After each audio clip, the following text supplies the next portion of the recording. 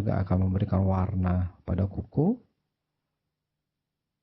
Jadi sesuai dengan gambaran kulit, sehingga di sana, jadi kalau ada kelainan-kelainan kulit yang luas, ya, maka kuku juga akan terpengaruh, ya, pada erythroderma misalnya, pada psoriasis, dan pada beberapa penyakit kulit yang lain.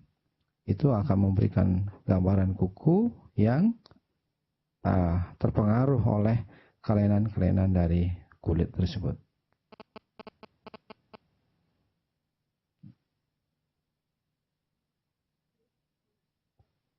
Ya, ada pertanyaan?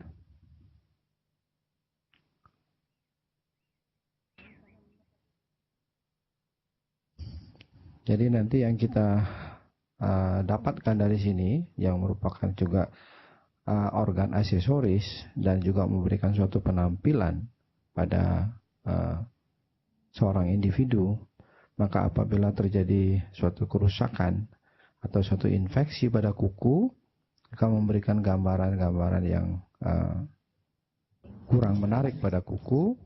Dan juga apabila terjadi proses aging di sana, tentu gambaran kuku juga akan berubah, ya, baik pertumbuhannya, baik warnanya maupun bentuknya. Ya. Itu yang kita bisa ambil petik dari Dok, boleh tanya, ya. Dok? Ya. Ada hubungannya dengan yang aging, misalnya kadar hormon badan kita menurun atau berlebihan, ada perubahan warna atau mineral-mineral tertentu di badan menyebabkan perubahan warna seperti warna putih atau coklat atau kusam. Ya, dia akan praktis akan mempengaruhi. Jadi kalau ada suatu perubahan-perubahan pada kulit, ya, akibat suatu penurunan hormon dan sebagainya, maka misalnya oleh pengaruh estrogen, ya, itu juga akan mempengaruhi pertumbuhan melanocyte. Nah, akibat dari gangguan itu, maka kuku juga akan terpengaruh, ya. Dan juga kalau kita lihat di yang tadi, gambar-gambar yang tadi, jadi kelainan-kelainan yang di dalam, ya, di orang juga akan mempengaruhi warna dari kuku. Dok. Ya. Mau tanya, Dok. Iya. Di dalam anti-aging, hubungan kuku dengan anti-aging itu, ya. Pertumbuhan kuku itu dipengaruhi hormon apa ya? Jadi karena mungkin dari buku saya baca salah satu efek dari kekurangan growth hormon adalah pertumbuhan kukunya terganggu. Jadi begitu juga mungkin juga dengan tiroid ya, masalah. Ya. Gambarannya berbeda-beda gitu. Kalau kekurangan tiroid bagaimana, kekurangan growth hormon bagaimana gitu. Ya, dia cenderung kita melihat dari kulit. Dia kan merupakan satu bagian dari kulit, ya, panjang kulit. Jadi kalau hormon-hormon tersebut, ya, mempengaruhi perubahan-perubahan yang terjadi pada kulit, maka praktis juga akan mempengaruhi dari gambaran kukunya. Gitu. Jadi misalnya kadar air, mempengaruhi kadar air, maka gambaran kuku juga akan ikut kering. Nah, kalau kurang hormon itu, pertumbuhan kukunya juga akan mengalami kelambatan. Jadi sama berpengaruhnya dia. Gitu. Di sini? Mau tanya, Dok. Ya. Pada orang tua sering kita jumpai kuku kakinya khususnya menjadi menebal dan berwarna kuning. Penanganannya bagaimana, Dok? Ya, jadi kenapa dia menebal? Kenapa dia berwarna kuning? Ya, jadi penebalan. Jadi kalau pada orang-orang tua, tentu ikatan pada stratum corneumnya itu ikatan selnya begitu kompak, ya, sehingga itu menimbulkan proses penebalan. Akibat penebalan dia juga akan berpengaruh pada proses kuku dan warna juga demikian, ya. Mungkin tidak kuning saja, warna pun kadang tidak rata. Nah, sering di sini sekarang adalah kita sering diberikan direndam, ya, direndam sehingga menjadi lebih lunak. Setelah direndam baru sedikit kayak di dermabrasi, kayak di abrasi gitu. Ya, direndam air biasa, nggak usah pakai air garam, air biasa, dan jangan terlalu lama juga akan merusak dia, ya, sehingga dia, ya, tutup melunak, sehingga dia akan mudah atasnya, sama dengan kulit. Kalau kulit pada fase-fase tertentu itu juga dilakukan suatu mikrodermabrasi pada chemical peeling, itu mengangkat lapisan bagian atas sehingga ketebalan lapisan stratum corneumnya bisa terangkat. Dok, mau tanya dok. Ya. Tadi memang mungkin kita belum sempat baca, cuma apakah nggak tahu dokter bisa ini seperti ditanya sama yang pertanyaan pertama, dokter Kisanti, yang misalnya ada memang perubahan warna di kuku, misalnya kita spesifik saja langsung, misalnya warna ada bercak putih misalnya di kuku, itu spesifiknya tuh karena apa misalnya. Terus misalnya ada gelombang-gelombang longitudinal maupun gelombang yang transversal, itu apa yang kira-kira penyebabnya yang lebih jelas. Saya contoh misalnya pada orang psoriasis misalnya, itu kuku dia ada kayak lekuk-lekuk.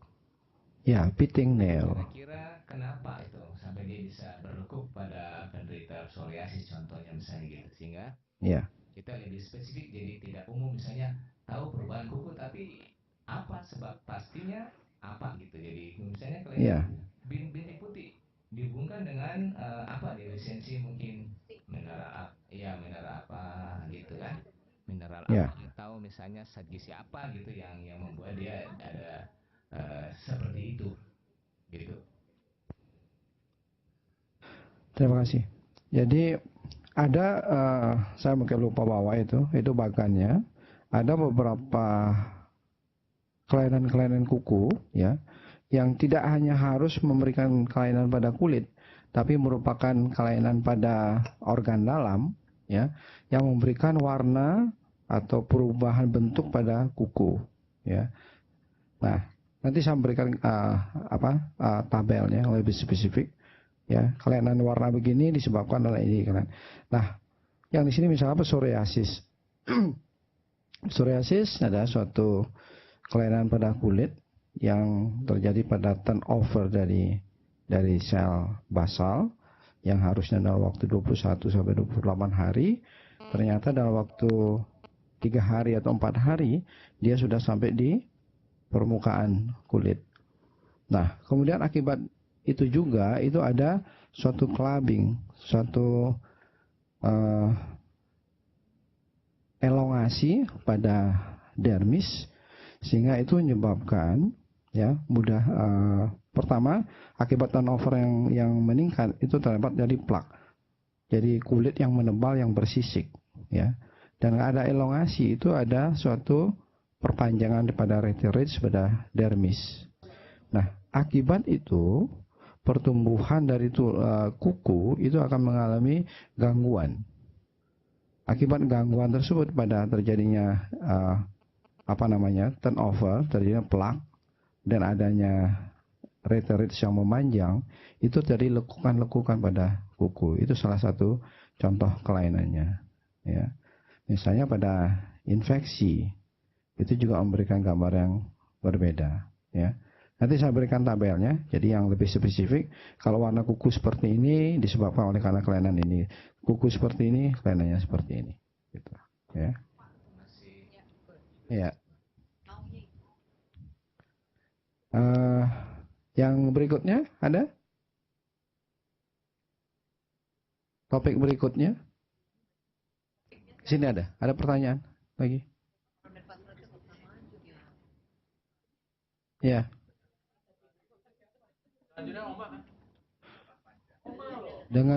Dengan ultraviolet.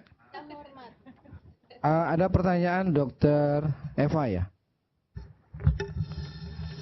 Tadi kan ada pernyataan bahwa dengan diberikan sinar ultraviolet itu kuku akan cepat bertambah panjang. Kira-kira arahnya kemana ya? Entah siapa yang jawab nih, kita sama-sama diskusi sharing. Ada pernyataan tadi ada.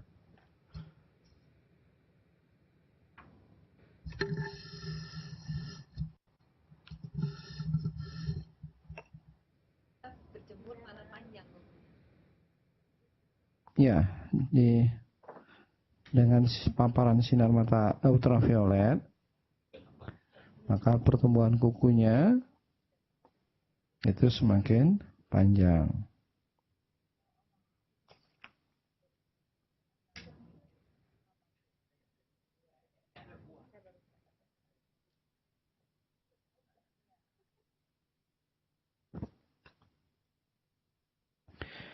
Jadi dilihat dosis yang diberikan, ya.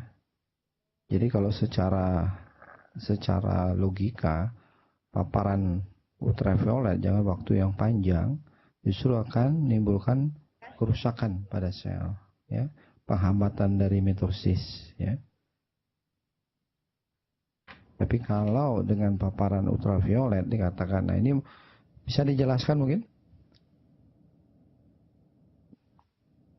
Diambil dari mana? Ultraviolet merangsang pertumbuhan kuku. Ya.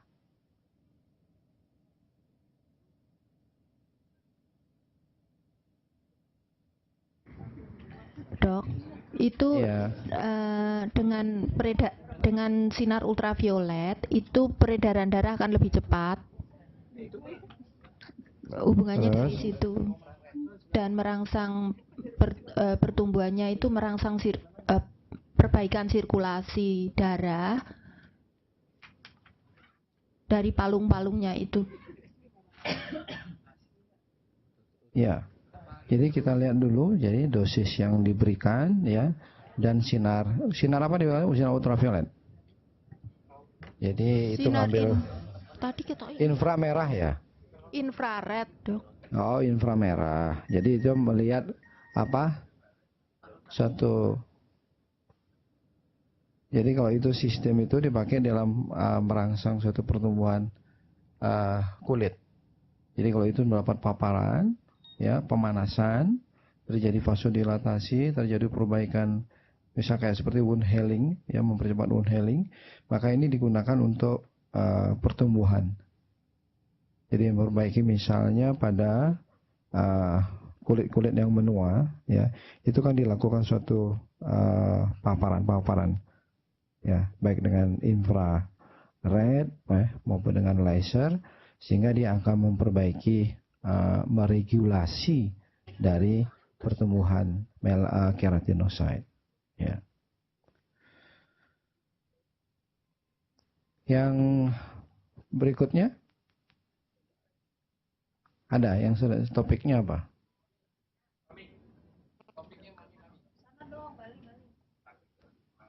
Nah, harusnya yang saya sudah urut kan kemarin. Harusnya yang pertama itu adalah epidermal cell kinetic itu sesuai dengan yang saya inikan kemarin. Kemudian baru skin sebagai organ proteksi, gitu kan. Ya, jadi sesuai urutan yang saya buat itu.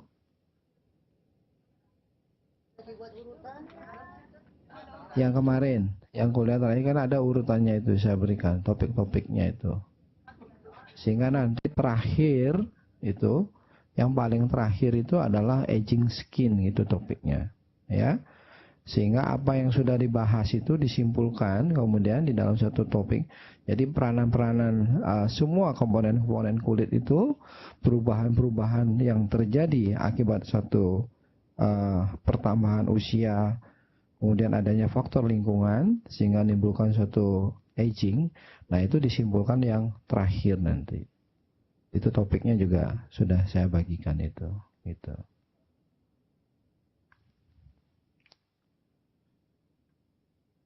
Ada ya? Ada yang sudah siap? Yang di Bali dong.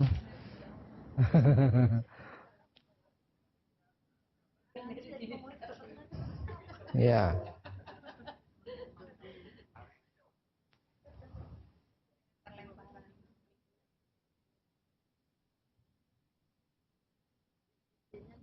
Ya.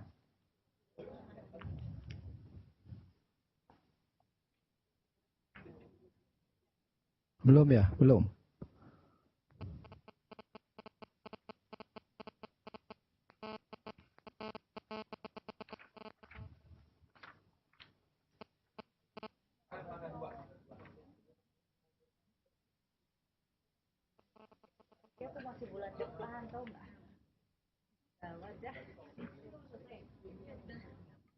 Yang epidermal cell kinetic itu ada ya?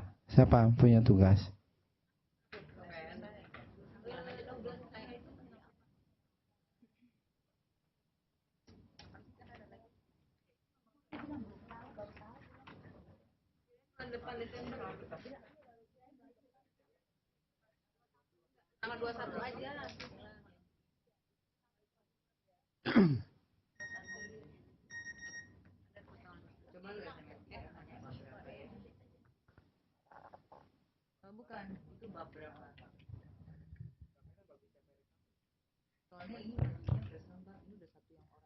Maaf dok, yang Ya.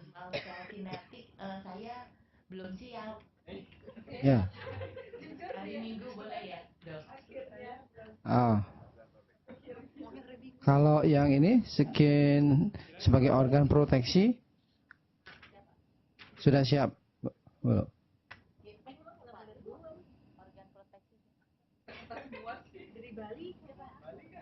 Kalau di Bali itu mulainya di fotokimia, fotochemistry, terus wound healing itu.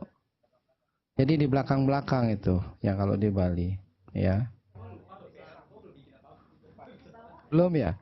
Belum juga.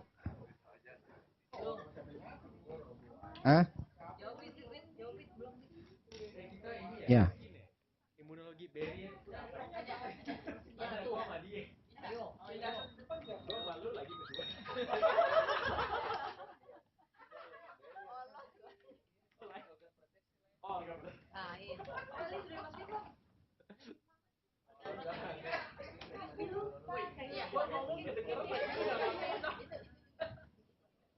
Ada, kalau tidak ya udah saya kasih kuliahnya. Nanti itu dikumpulin. Ya, nanti dikumpulkan ke saya. Jadi saya kasih saya yang kasih kuliah. Ya. Jadi nanti hari Minggu itu skin as organ protection ya.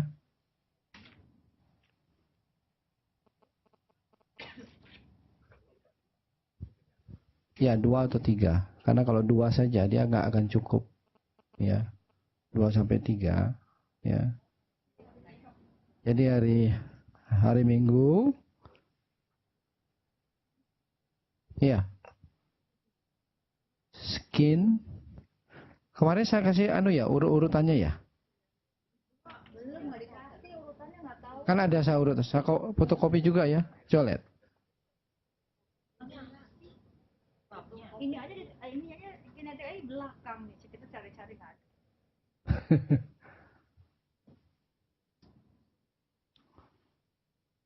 Ya. Ya. Jadi untuk hari Minggu, ya. Jadi untuk hari Minggu itu organ protection, thermoregulation, ya, dan biology of melanocyte, gitu.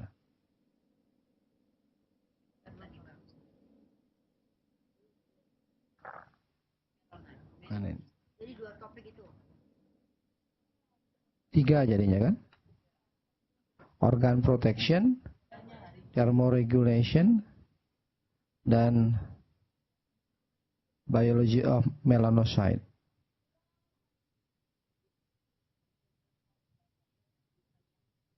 Organ protection siapa tuh?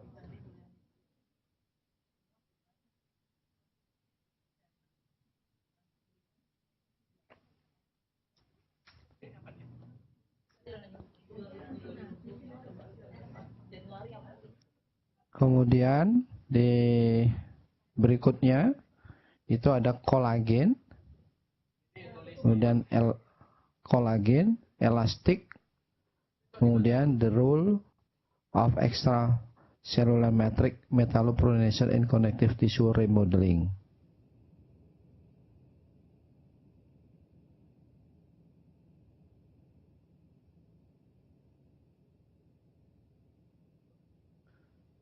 Kemudian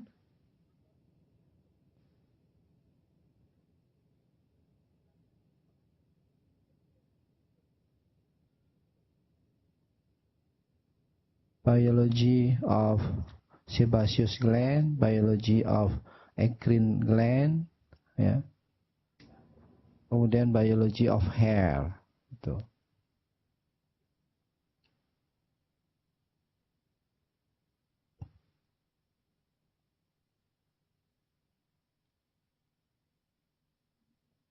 Kemudian skin sebagai imun barrier, kemudian ada proteoglikan dan glycoaminoglycans, ya. Di mana anda ada? Yang mana anda ada? Ini. Oh, di bagian anda ada. Oke. Ya. Lewat. Habis itu baru foto foto fisik, foto chemistry, foto biology, wound repair, kemudian terus skin aging. Gitu. Ya. Ya, jelas ya. Sudah. Jadi untuk hari Minggu itu skin sebagai organ proteksi, termoregulasi, kemudian biology of melanocyte, gitu ya. Nah, terus sekarang kita lanjutkan ke epidermal cell kinetic, epidermal differentiation, dan keratinization, ya.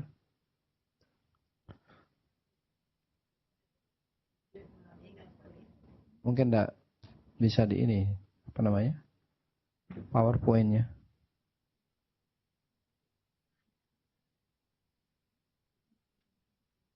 Ya. Ya. Jadi epidermal cell kinetic, epidermal differentiation, dan keratinization. Jadi kalau dari sudut pandang kinetik, itu jaringan tubuh dibagi dalam jaringan yang statis, jadi mana sel tidak lagi mengalami pembelahan, kemudian jaringan yang non proliferatif, yang normal, ya, di mana sel mampu membelah diri bila mengalami cedera, sebagai jaringan yang non proliferatif. Kemudian yang ketiga, jaringan yang mampu berregenerasi spontan. Ya, itu dari segi sudut kinetik, ya.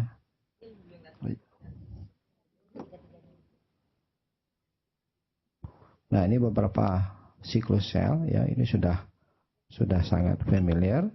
Ada fase mitosis, fase gap 1 atau G1, ya, yaitu yang fase yang paling lama. Ya. Ini dikontrol oleh suatu enzim kinase. Ya. Kemudian ada fase sintesis, ya. Jadi merupakan tahap replikasi DNA. Udah ada G2, yaitu istirahat dia. Ya. Jadi sel akan memasuki masa persiapan akhir untuk pembelahan sel yang berlangsung 6-8 jam. Ya. Kemudian G0. Jadi dia keluar dari itu. Pada siklus ini sel tidak berada dalam siklus, tapi sel dapat kembali masuk dalam siklus bila mendapat sinyal-sinyal yang tepat. Ya, itu dari siklus sel. Ya,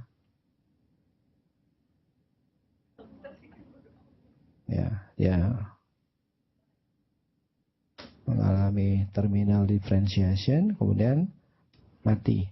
Jadi ini menjelaskan nanti bagaimana dari sel basal, ya, dari sel basal kemudian membelah, kemudian dari membelah naik ke atas jadi transient, itu sel-sel transient, kemudian ke stratum spinosum, kemudian satu spinosum, jadi dari satu sel membelah jadi dua, sampai satu sel basal itu bisa menjadi 8 sel, ya, sampai terus didorong ke atas sampai ke stratum corneum yang tidak ada intinya, ya.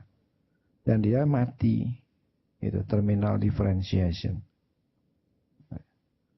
dan dia tidak masuk di dalam siklus sel, siklus pembelahan.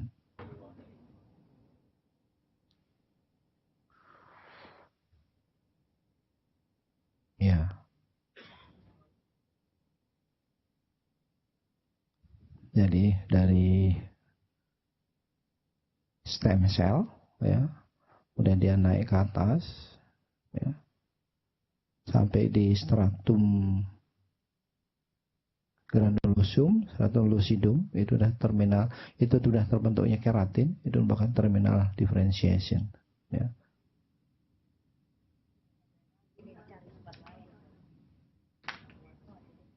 Jadi ini ada beberapa istilah, gitu.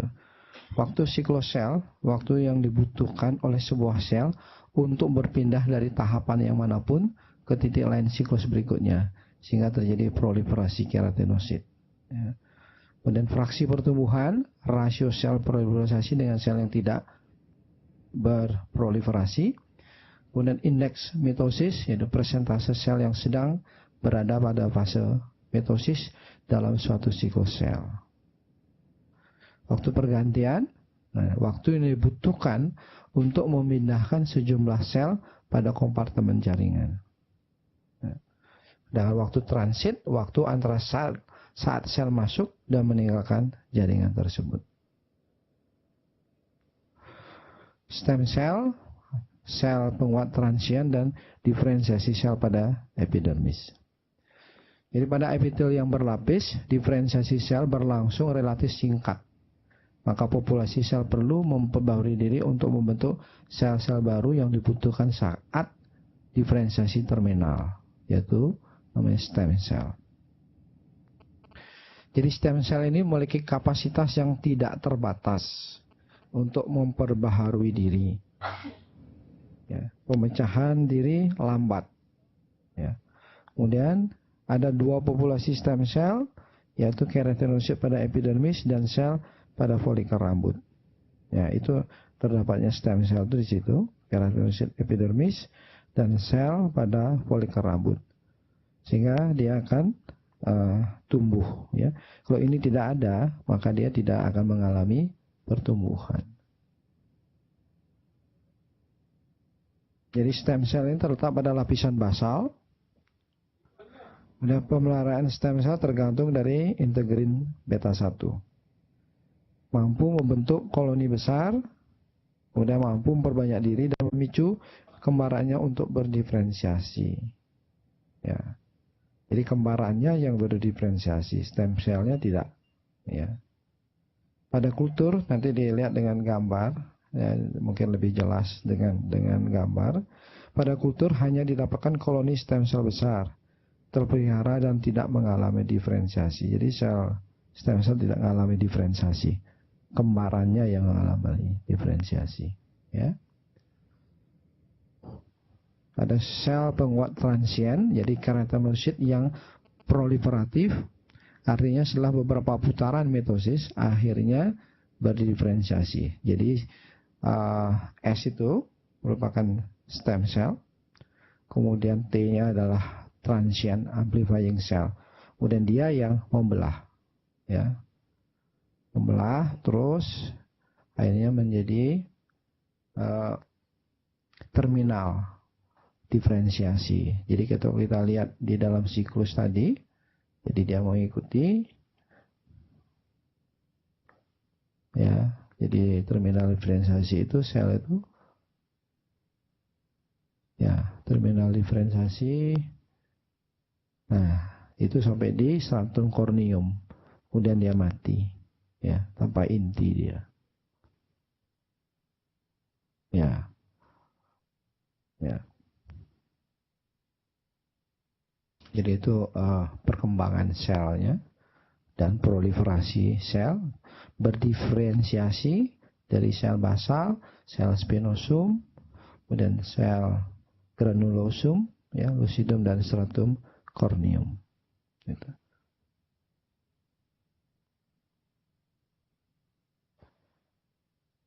Kemudian diferensiasi epidermal. Yang pertama lapisan sel basal. Lapisan ini terutama tersusun oleh sel penguat transien yang tadi itu ST itu, yang akan bermitosis menjadi keratinosit non mitotik. Jadi di atasnya itu sudah tidak mengalami mitosis lagi. Ya, dari sel basal jadi stem cell, kemudian dia terdapatnya pada sel basal, kemudian untuk kembarannya, kemudian dia mulai proliferasi, kemudian ya bermitosis menjadi keratinosit yang non mitotik, ya, terus didorong ke atas. Pada lapisan ini keratinosit berbentuk polar dan kecil, ya, mengekspresikan keratin 5 dan 14, ya, itu macam-macam keratinnya, ya. Mungkin kita nggak sampai ke sana, ya. Kemudian pada lapisan basalis itu ada hemidesmosum dan desmosum. Jadi hemi itu setengah. Jadi ada lapisan sel basal, kemudian ada basal membran. Sel basal itu melekat pada basal membran. Ada anchoring fibril, itu kayak jangkar, itu melekat ke sel basal. Kalau desmosum itu sel basal naik ke lapisan atas menjadi stratum spinosum. Nah, spinosum itu mempunyai ikatan antara sel. Jadi bukan hemi lagi, tapi jadi ke kiri kanannya dia terikat. Makanya disebut dengan desmosum. Sedangkan sel basal hanya ke bawah aja dia mengikat. Gitu. Menghubungkan keratin sitoplasma ke membran plasma dan melekatkan sel ke zona membran basalis dan membran plasma dengan sel sekitarnya. Nah, ini bagian-bagian dari hemidesmosum yang dikatakan tadi bahwa penyakit autoimun itu, ya, yang pertanyaan tadi dari presentasi yang pertama itu ada bullous pemphigoid, ya, antigen itu letaknya pada hemidesmosum itu. Jadi kerusakannya di sana.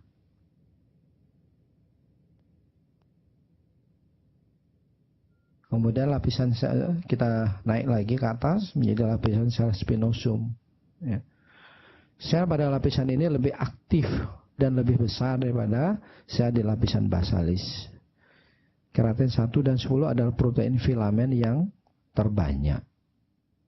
Proses diferensiasi keratinosit sangat tergantung konsentrasi dari kalsium intraseluler, konsentrasi kalsium intraseluler, kemudian media kultur yang sedikit kalsium yang dapat mempertahankan keratinosit pada tingkat proliferasi yang tinggi. Jadi dia sangat tergantung dari kalsium.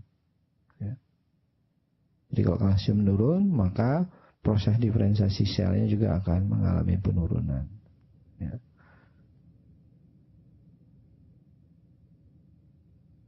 Jadi ini kaitan antara sel basal dengan sel spinosum. Tidak begitu jelas gambarnya.